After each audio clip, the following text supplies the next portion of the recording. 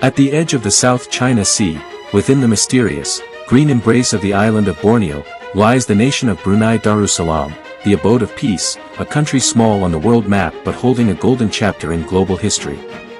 Its past is a story of powerful transition, from a glorious maritime empire to a tiny, sovereign state whose destiny was instantly transformed by the discovery of black gold. The ancient era and the light of Islam, 10th century, 15th century.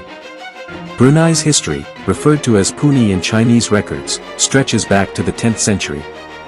During this early period, it was a small Hindu-Buddhist state that paid tribute and maintained relations with larger neighbors, such as the powerful Majapahit Empire in Java.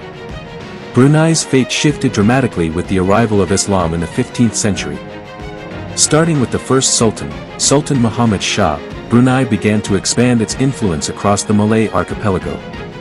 The main lifeblood of the nation was Kampong Air, the water village, a massive floating city that was once described as the Venice of Southeast Asia, easily navigable by 1,000 boats, and serving as the heart of the capital.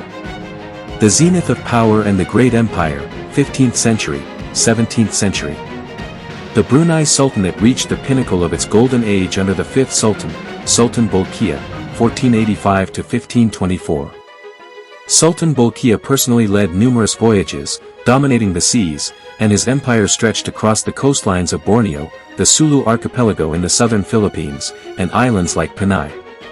At that time, Brunei was a vital trading hub in Asia, and its immense wealth was recorded even in the journals of Spanish and Portuguese explorers.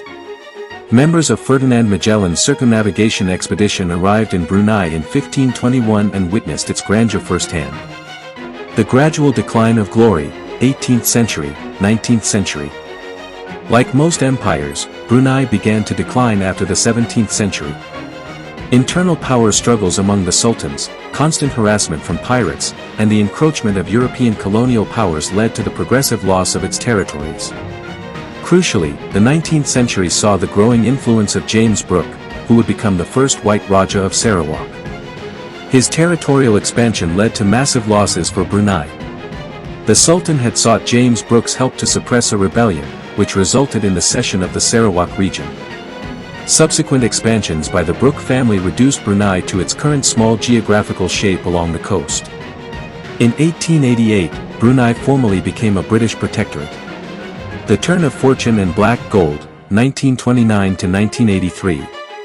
Brunei's narrative of decline was completely reversed in 1929 when massive oil deposits were discovered along the Syria coast.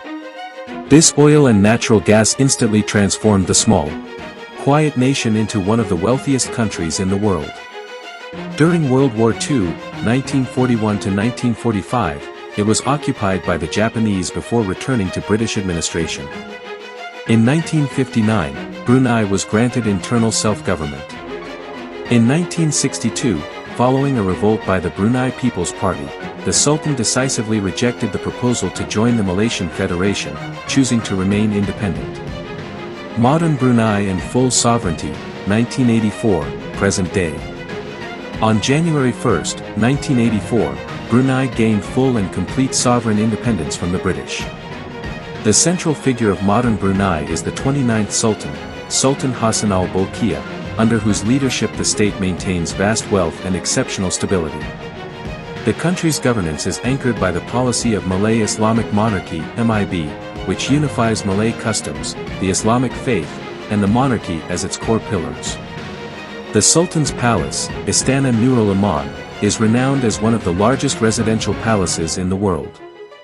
Brunei remains one of the world's richest nations, where citizens benefit from the absence of income tax and receive free education and healthcare services.